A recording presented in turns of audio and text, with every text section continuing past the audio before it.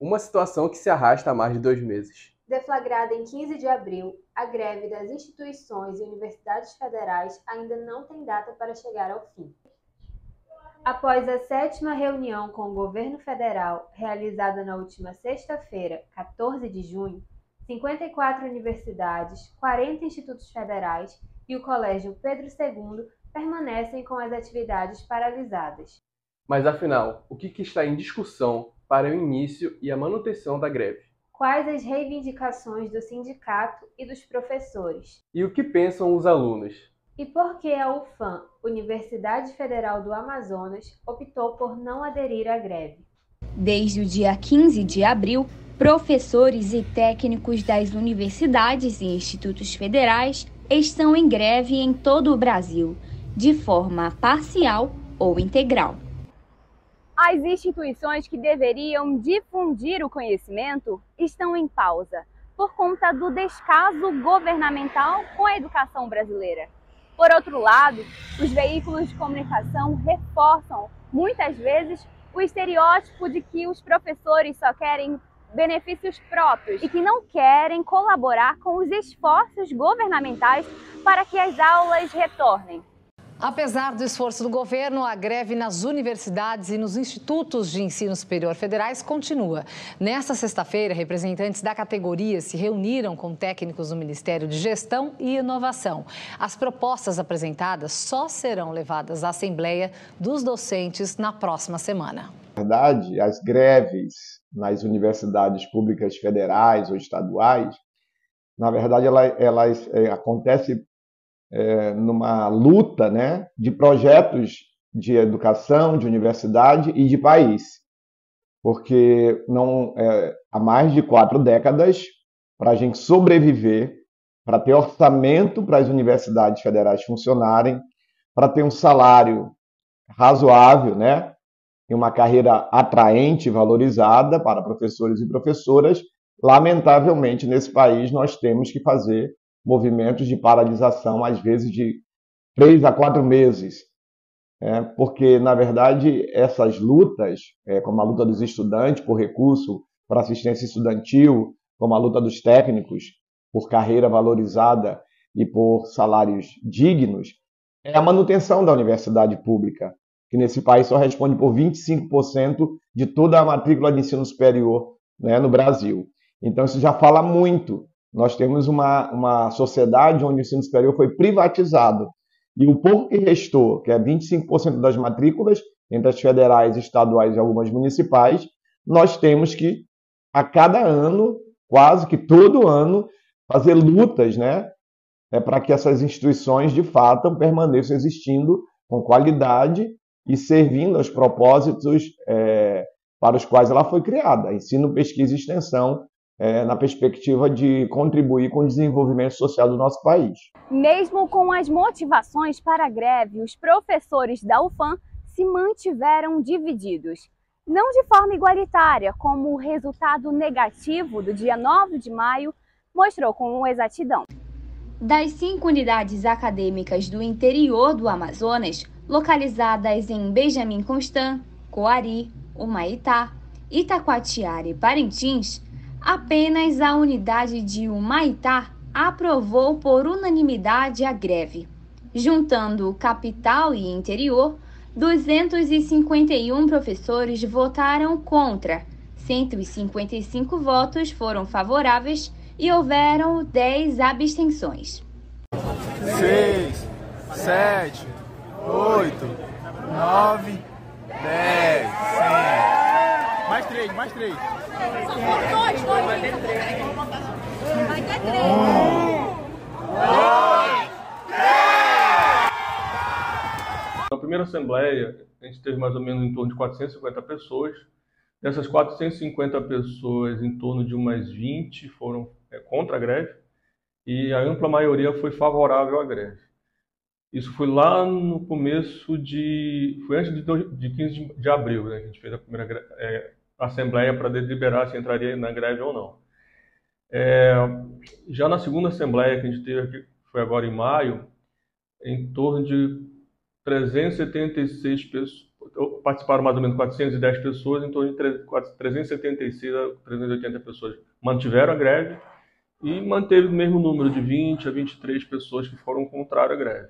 Então, naquele momento, assim, a greve tem um amplo apoio, né, da maioria esmagadora, se a gente for tomar como referência essas duas assembleias, dos colegas, tanto técnicos administrativos quanto professores e professoras a respeito da greve. Só para a gente explicar o seguinte, a greve na UFAM tem um histórico e tudo mais, então no IFAM é a primeira vez que a gente consegue fazer uma assembleia com um número tão significativo de pessoas. Por quê? Porque a gente envolveu todos os campi do Instituto Federal, né, tanto da capital quanto do interior, além da reitoria.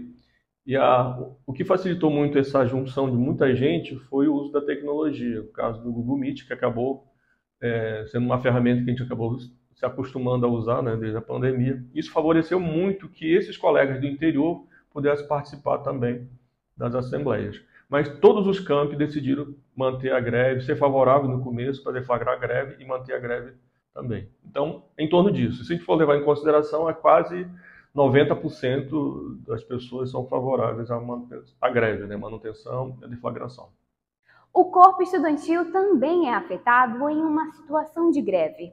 E é com essa preocupação que os estudantes estiveram presentes na Assembleia que iria decidir a adesão ou não à greve da Universidade Amazonense. Em contrapartida, o estudante Ricardo Baraúna entende a importância da greve para minimizar a precariedade do ensino que vigora no Brasil. Mas há também discentes que se opõem à greve. Me posiciono a favor da greve, pois há o entendimento de que o governo, ainda na gestão Temer, prometeu sentar-se com os servidores públicos do ensino superior e não cumpriu. Tivemos nesse meio tempo uma pandemia, então essas conversas naturalmente tiveram que ficar suspensas, e agora, diante de um governo que tem um título de trabalhador, recusa-se a sentar com essas pessoas, com os trabalhadores do ensino superior. Para além disso, uma das pautas pretendidas diz respeito ao repasse, que hoje não está sendo passado quanto deveria ser. Como é de conhecimento público, o ensino superior tem sofrido ataques constantes, sobretudo na última gestão, onde foram ataques escancarados. E a atual gestão do governo federal recusa-se a reconhecer. Portanto, acredito que seja extremamente necessário essa pauta voltar. É necessário que a sociedade amazonense e a sociedade discentes da Universidade Federal tenham o que está em jogo, tenham em mente o que está em jogo e em curso nesse momento. Eu me posiciono contra a greve, justamente porque não está no momento mais adequado, já que após a pandemia os nossos períodos ficaram reduzidos e se tivesse a greve iria prejudicar muito os alunos que estão entrando na faculdade agora, como eu entrei no ano passado, e também os alunos que estão quase para sair da faculdade. Se tivesse a greve, eles não teriam nem previsão de terminar a sua graduação.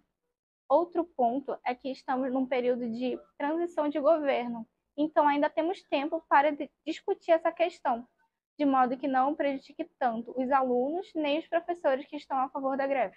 No Brasil, de acordo com o G1, cerca de 52 universidades e 79 institutos estão em greve. Esse quantitativo gera um certo questionamento na sociedade amazonense. Afinal, o que difere a UFAM das outras universidades do restante do Brasil? Será que ela está isenta dos problemas enfrentados pelos outros estados? Eu participei das várias assembleias e a última grande assembleia, que foi a deliberação aqui no auditório Rio Amazonas da FES, os professores que fizeram intervenções e que representavam um sentimento de uma parte da categoria, acionaram ali nos seus discursos algumas questões como: nós estamos saindo de um período em que o calendário acadêmico está completamente complicado, nós temos estudantes entrando, né, calouros, e nós temos estudantes que irão se formar e que nós precisamos trabalhar para que esses estudantes que entrem encontrem a universidade em funcionamento e os que estão concluindo seu curso possam concluir no tempo hábil, né? Um outro aspecto era o de que estavam muito cansados, fadigados, né, com esse tipo de calendário que leva 3 períodos em um ano, e que esse não era um momento adequado para fazer greve, que ainda havia tempo para discussão, para reflexão e para a tentativa de um diálogo com o governo federal. Os docentes resolveram não entrar na greve nacional, mas já são mais de 58 instituições federais de ensino em greve, portanto é uma greve forte, poderosa, ao lado da greve da FASUBRA, que representa os técnicos administrativos em educação, e do SINASEF, que é o sindicato que representa docentes e técnicos administrativos em educação dos institutos federais, que aqui no Amazonas estão em greve, né, também em praticamente 100%, né, do IFAM, assim como os técnicos da UFAM também estão em greve. E, nacionalmente, o governo insistiu na proposta que ele apresentou na última mesa de negociação, e tanto o ANDES quanto o SINASEF disseram não à proposta. Estão insistindo para uma nova reunião na próxima segunda-feira, dia 3 de junho, lá em Brasília, para que o governo ouça, de fato, as entidades que representam, no caso nosso, a imensa maioria dos docentes das instituições federais de ensino. O Antissindicato Nacional é nosso legítimo e legal representante. E o governo ameaçou assinar o acordo com a proposta dele, com o PROIFES, que não tem carta sindical e representa, no máximo, 10 instituições federais de ensino, sendo que, mesmo na base do PROIFES, tivemos seções sindicais ligadas a eles, a sindicatos estaduais, que não aprovaram a proposta do governo. Enquanto isso, o Instituto Federal do Amazonas aderiu parcialmente à greve, participando desde o início. O que não quer dizer que todos os professores estejam satisfeitos. É importante salientar que a gente está fazendo greve não porque a gente decidiu de uma hora para outra fazer greve. Nós dialogamos com o governo no ano passado, colocamos nossas reivindicações, infelizmente o governo não nos ouviu. Chegou esse ano, também permaneceu com essa inércia, e a gente resolveu fazer a greve justamente para chamar o governo para dialogar. E funcionou. Nós avançamos muito nisso, nós conquistamos várias coisas. Uma delas foi essa recomposição do orçamento, que ainda não é aquilo que a gente está pensando, que a gente quer, mas já foi um avanço, né? Então, os institutos federais e as universidades estão numa penúria em termos de manutenção. Esse aporte que o governo anunciou na segunda-feira é um aporte significativo, mas não é o suficiente ainda para manter nossas necessidades. Mesmo que as reivindicações dos professores fossem apenas salarial e não englobasse toda a estrutura do ensino público, ainda assim seria justo. Em um país que exige mestrado e doutorado para seus professores universitários e apenas graduação para juízes, o assalariamento não é proporcional às exigências. Segundo a estimativa do PROIFES Federação, a média salarial dos docentes de universidades federais gira em torno de 10 mil. No Brasil, professores universitários têm uma remuneração 48,4% inferior em relação à média dos países da Organização para a Cooperação e Desenvolvimento Econômico. Enquanto isso, se compararmos esse salário com a de outros serviços públicos, principalmente os cargos do sistema judiciário, as discrepâncias ficam bem evidentes. O salário inicial de um juiz federal substituto fica em torno de 32 mil. Com frequência, os vencimentos ultrapassam o teto do funcionalismo público, que é de R$ 39.293, salários dos ministros do STF. E esses são apenas os dados do ano de 2022. A conta não bate. Será mesmo que os professores não querem dar aula, como dizem as más línguas? Ou só estamos reforçando uma desvalorização dessa categoria que vem ocorrendo há décadas?